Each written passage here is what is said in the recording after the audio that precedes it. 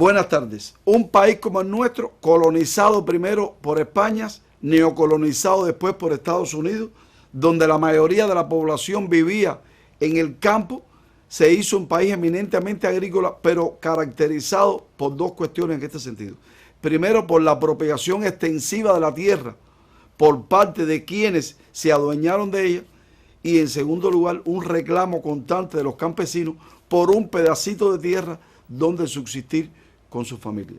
La colonización española en Cuba se dividió en dos partes. Una primera parte de la apropiación, que fue aquella de las primeras 7 villas que se fundaron.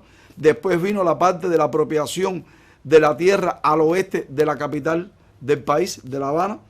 Y, por supuesto, hay una tercera etapa cuando ya van llegando aspirantes a propietarios de tierra, no solo de España, de otros lugares de Europa, de América, incluso de Asia, que se fueron apropiando poco a poco de la tierra.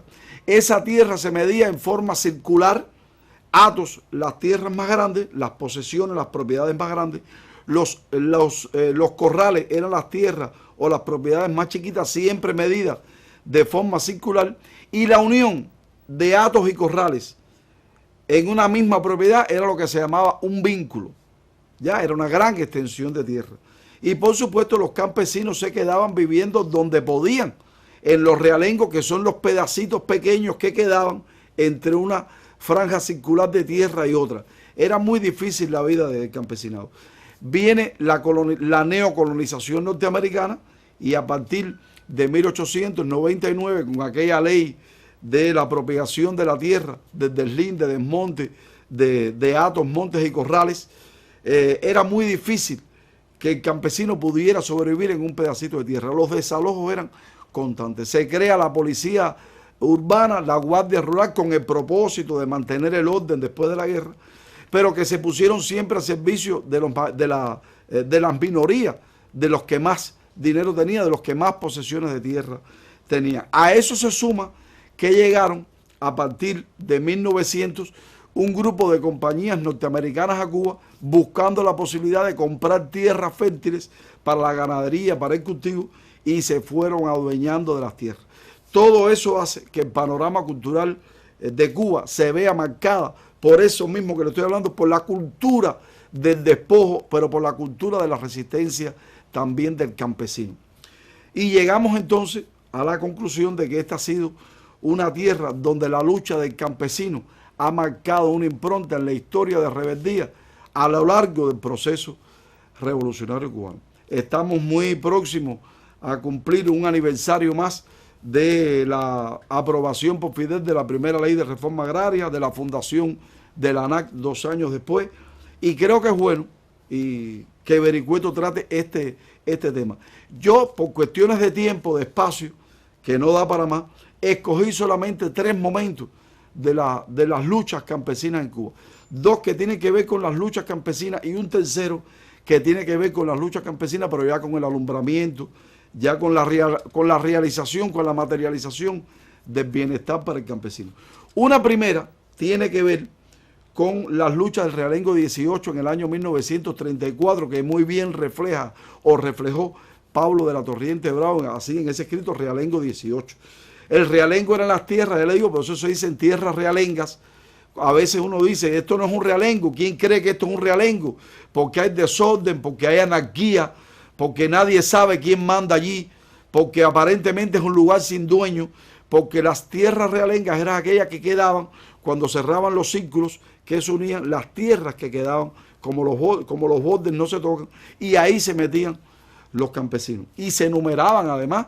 Y en el realengo número 18, ubicado en Guantánamo, un grupo de campesinos tuvo que reaccionar porque una compañía norteamericana, la Corralillo S.A., quería abrir camino, sendero, por dentro de sus propiedades para establecer también sus propiedades ahí. Se sintieron amenazados por la Guardia Rural, por la compañía que los querían desalojar, y Lino de las Mercedes Álvarez, que fue teniente del Ejército Libertador, lideró un movimiento campesino con la consigna tierra o sangre. O nos dejan la tierra o va a correr la sangre aquí. Hubo apoyo del Partido Comunista, de un grupo de organizaciones políticas y sociales, le compraron armas incluso y se mantuvieron en sus 13 hasta que se aconsejaron las autoridades, la compañía, la propia Guardia Rural, desistieron de aquello, le subieron el precio al café que le iban a comprar al campesino, los dejaron allí tranquilitos. 2 años después volvieron a tocar el tema, pero no pudo hacerse, y finalmente aquella lucha campesina no terminó en sangre, pero terminó finalmente con un resultado feliz. Los campesinos de Realengo 18 se quedaron en el lugar que les corresponde.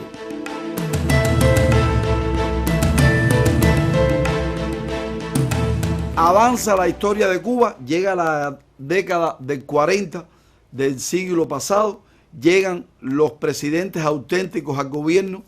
Primero Ramón Grau San Martín, del año 44 al 48, del 48 al 52 Prío Socarrá. Fue la etapa de aplicación de la Guerra Fría, donde la política y la mafia se vincularon en una pareja temible para combatir al movimiento revolucionario. Fue la etapa en que ya existía la CTC atendiendo al movimiento campesino, existía la Federación Nacional Campesina, existían otras asociaciones campesinas, ya habían hecho congresos campesinos del año 37, había un nivel de organización, habían líderes importantes como Sabino Pupo, Niceto Pérez, Amancio Rodríguez, Jesús Menéndez, el líder de los trabajadores azucareros, existía la Federación Nacional de Trabajadores del Azúcar. Era una posición fuerte del campesinado en defensa de lo suyo, a la vez que un combate férreo a muerte de los gobiernos auténticos contra todo lo que fuera movimiento revolucionario. Eso hizo que algunos líderes obreros y campesinos fueran asesinados en ese tiempo.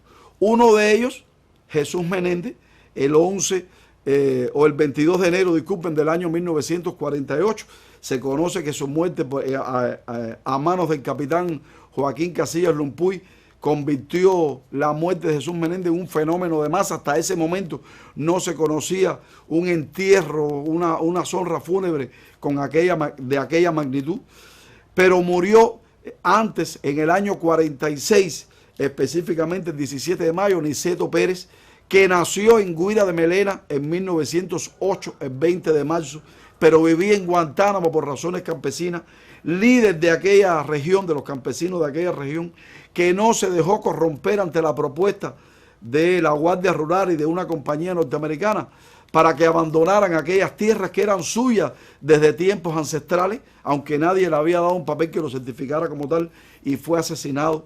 Fue asesinado también el 20 de octubre del año 1948 el líder campesino Sabino Pupo, asesinado también por esa razón, por ser incorruptible en defensa de los campesinos.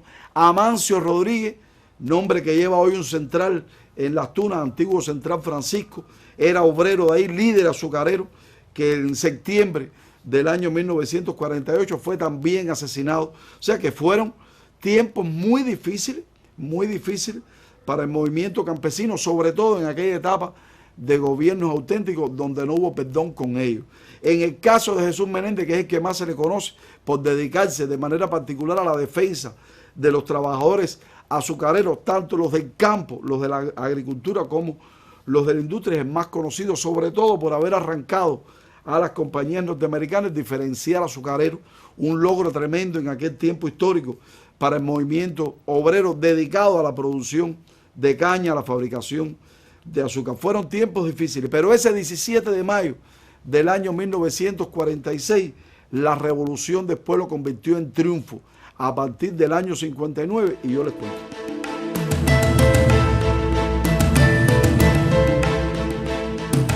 Uno de los males que criticó Fidel, de los tantos que criticó con fuerza en su alegato de autodefensa de la historia de Marcos Verá, fue el problema del campesino y de la tierra en Cuba, que era pésimo. Como decía Fidel, no tenía ni un céntimo de tierra donde caerse muerto.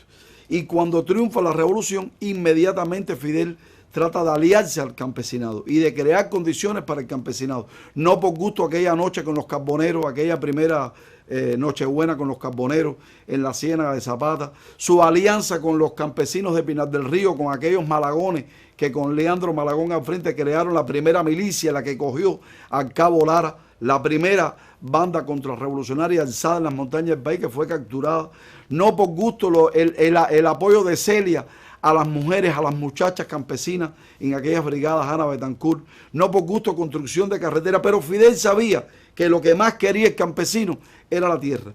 Y tan temprano como el 17 de mayo del año 59, en un lugar tan simbólico como La Plata, donde tuvo su comandancia, Fidel firmó la primera ley de reforma agraria.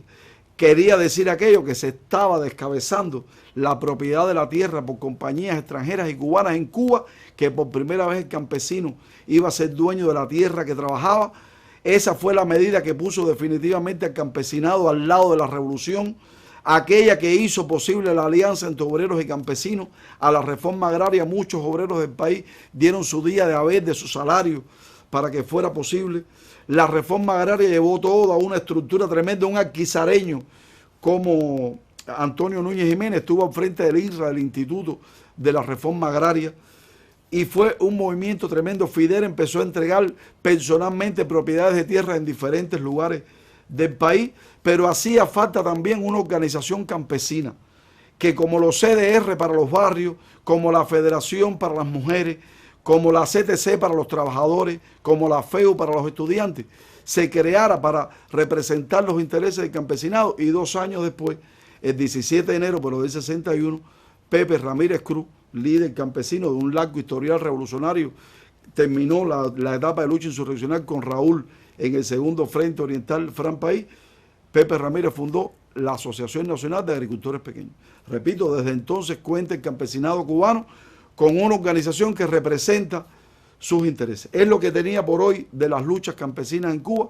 Los dejo, no sin antes prometerle que pronto vuelvo con otra historia. Y usted recuerde, si quiere conversar sobre este tema con otra persona, lo escuchó aquí en Vericuetos.